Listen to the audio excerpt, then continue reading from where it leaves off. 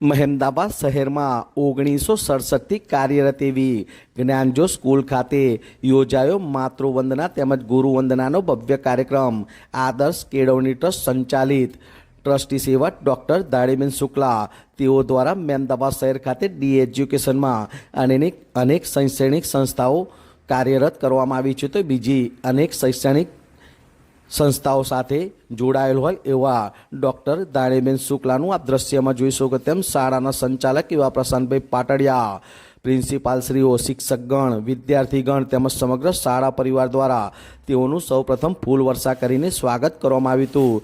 તો ડૉક્ટર દાણીબેન શુક્લા દ્વારા દીપ પ્રાગટ્ય કરીને કાર્યક્રમને ખુલ્લો મૂકવામાં આવ્યો હતો. તો આ પ્રસંગે શાળાના સંચાલક એવા પ્રશાંતભાઈ પાટડિયા, પ્રિન્સિપાલશ્રીઓ, શિક્ષકગણ તેમજ વિદ્યાર્થીઓ દ્વારા તેઓનું ફૂલહારથી સ્વાગત સન્માન કરવામાં આવ્યું હતું. તો સાથે સાથે શાલ ઓઢાડીને તેઓને સન્માનિત કરવામાં આવ્યા હતા. ત્યારે શાળાની અંદર દર મહિને સારું પરફોર્મન્સ કરનારને મેડલથી સન્માનિત કરવામાં આવે છે. તો આ પ્રસંગે પણ ડૉક્ટર દાણીબેન શુક્લા દ્વારા એવા વિદ્યાર્થીઓને સન્માનિત કરવામાં આવ્યા હતા. તો આ પ્રસંગે ડૉક્ટર દાણીબેન શુક્લા દ્વારા જે તેઓનું સન્માન કરવાનું આ ભવ્ય કાર્યક્રમનું આયોજન કરવામાં આવ્યું તે બદલ સમગ્ર શાળા પરિવારનો આભાર વ્યક્ત કરવામાં આવ્યો હતો.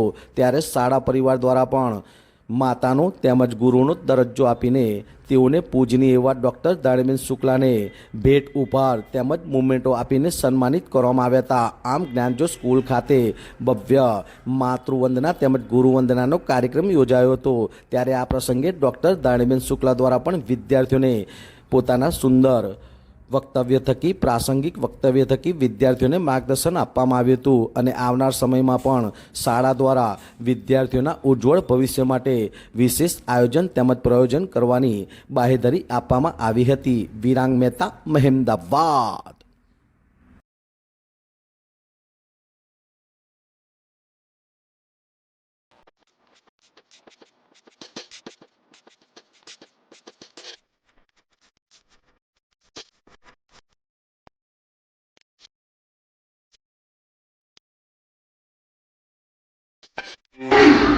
તો એ રીતે તમારા ઘરે આવશે.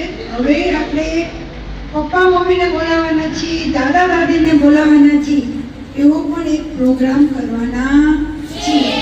એટલે એમાં તમને આવવાનું હો. તમે તો પહેલા તમારા વગર કઈ હોઈ શકે. કોઈ પણ ઘર હોય તો ઘરની અંદર બાળક ન હોય તો ઘર કેવું લાગે. 10 વિદ્યાર્થીને તમારું નામ નોંધાવીને 10 નામ નોંધાવશે. નોંધાવશો? ચલો પછી એમના માટે ચાલો, ટીચર એમના માટે ચાલો. દાણીબેન શુક્લા કે જેઓ આપણી સાથે છે, જેમણે આ સમગ્ર આખી જે સ્કૂલમાં અત્યારે આપણે બેઠા છીએ આ બિલ્ડિંગમાં એમનું નિર્માણ એમણે કરાવેલું છે. મહેમદાબાદમાં અત્યારે એમના થકી લગભગ 20,000થી વધારે કોલેજના છોકરા શિક્ષણ પ્રાપ્ત કરેલું છે. 50 કિલોમીટરના એરિયામાં છોકરા અહીંયા ભણવા આવે છે. મેડમ, આજે જ્ઞાનજ્યોત સ્કૂલ ખાતે આપને એક ગુરુનો દરજ્જો આપવામાં આવ્યો છે, માતાનો દરજ્જો આપવામાં આવ્યો છે, આપની પૂજા કરવામાં આવી છે, આપના આશીર્વાદ લેવામાં આવે છે. અને કહેવાય છે કે દિવાળી એટલે કે નવા વર્ષના પર્વની શરૂઆત, તો આજે શિક્ષણ સત્રને બી નવી શરૂઆત થઈ છે.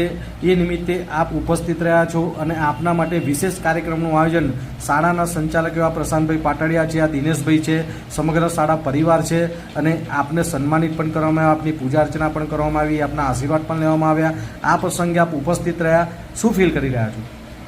હું તો મારી જાતને ખૂબ જ નસીબદાર સમજુ છું કે મારા જન્મ આપે એક દીકરો ને દીકરી, પણ મારા હજારો દીકરા દીકરીઓ મારી સાથે છે. અને મને ખૂબ જ ગર્વ છે કે આ જે પળ મને આટલું માન પાન સન્માન, માનો દરજ્જો આપવામાં આવે, ગુરુનો દરજ્જો આપવામાં આવે. કઈ વ્યક્તિ એવી હોય કે એના દિલમાં ખુશી ન હોય, અને આટલી મોટી ખુશી જો મને પ્રાપ્ત થતી હોય. 45 વર્ષથી શિક્ષણ સાથે જોડાયેલી રિટાયર્ડ પ્રિન્સિપાલ, તો શિક્ષણ એ મારા નસે નસમાં છે.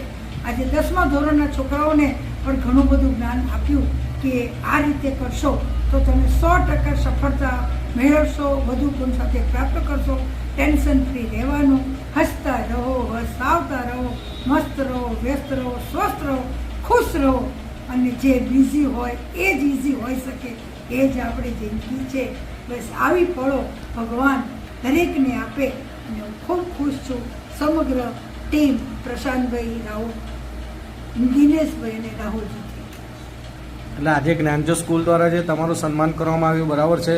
આપને એક આવી સારી એક પૂજનીય જેવી વ્યક્તિ સમજીને તેઓએ તમને મુમેન્ટો આપી, બરાબર, ભેટ ઉપહાર આપ્યા, આપની પૂજા અર્ચના કરી. આપે પણ એમને માતાજીની ચૂંદડી આપી, જેથી કરીને માતાજીના આશીર્વાદ સમગ્ર વર્ષ દરમિયાન તેઓની પર રહે. એક આ અલગ પ્રકારનો જાણે માહોલ જ્ઞાનજો સ્કૂલની અંદર ઊભો થયો હોય તેવું દેખવા મળ્યું હતું. એટલે આજે આપ ઉપસ્થિત રહ્યા છો, શાળા પરિવારનો આપ પણ આભાર વ્યક્ત કરી રહ્યા છો, અને આપનો સમયનો અભાવ હોવા છતાં પણ આપે જે સમય કિંમતી આપ્યો બદલ સમગ્ર શાળા પરિવાર પણ આપનો આભાર વ્યક્ત કરે છે.